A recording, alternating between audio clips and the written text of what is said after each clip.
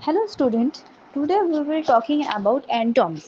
Antonyms মানে হচ্ছে কি বিপরীত শব্দ আমরা অথবা যেটা আমরা অনেক ছোটবেলায় শিখেছি নার্সারিতে অপোজিট ওয়ার্ড। ওকে, তো দেখো a word opposite in meaning to another is called antonyms. মানে একটা ওয়ার্ডের অন্য আরেকটা শব্দের বিপরীত অর্থকে আমরা বলবো বিপরীত শব্দ অথবা antonyms. তো লাইক দেখো big, small, tall, short, in, out, এই যে জিনিসগুলো, the ball is very big, এই যে আপনার এটাকে আমরা বলি দ্য বলটি খুবই বড়, and is a small animal, পিঁপড়ে একটা ক্ষুদ্র অথবা ছোট প্রাণী।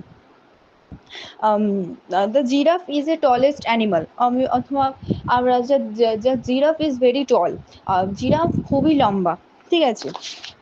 The rabbit is short, আর খরগোশটি ক্ষুদ্র অথবা বেটি।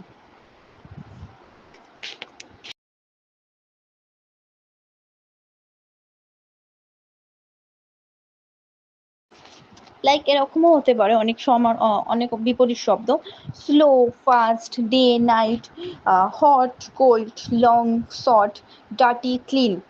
হি ওয়ার এ ক্লিন শার্ট, সে একটা পরিষ্কার জামা পরেছে।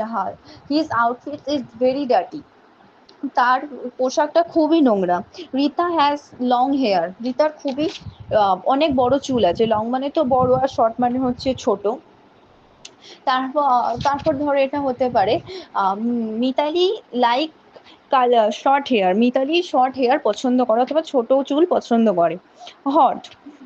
Hot, cold, the ice cream is very cold, আইসক্রিমটি খুবই ঠান্ডা। Night, day, we we see the sun on in a day, আমরা সূর্য দেখি একটা সকালবেলা, আমরা সকালবেলা, দিনের বেলায় আমরা সূর্য দেখি। We see moon at night, আমরা রাত্রির বেলা চাঁদ দেখি। এই যে শব্দগুলো, এগুলি কিন্তু এক একটা শব্দের আরেকটা বিপরীত শব্দ। আচ্ছা, এবার দেখো happy, sad, good, bad, fat, thin, young, old, এই যে শব্দগুলো, এগুলো কিন্তু এক একটা অন্য আরেকটা শব্দের বিপরীত শব্দ। ঠিক আছে, মানে হ্যাপি মানে খুশি, স্যাড মানে দুঃখিত, গুড মানে ভালো, ব্যাড মানে খারাপ। The man is very fat, লোকটি খুবই মোটা। তারপর ধরো এরকমও হতে পারে দ্য বয় ইজ থিন, ছেলেটি রোগা।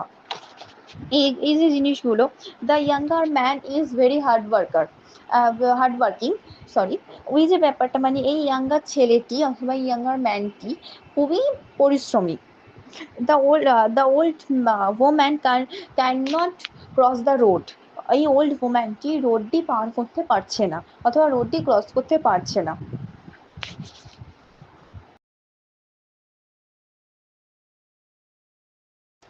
কাম, গো মানে কাম মানে আসা, গো মানে চলে যাওয়া। আপ ডাউন, আপ মানে ওঠা, ডাউন মানে নাবা।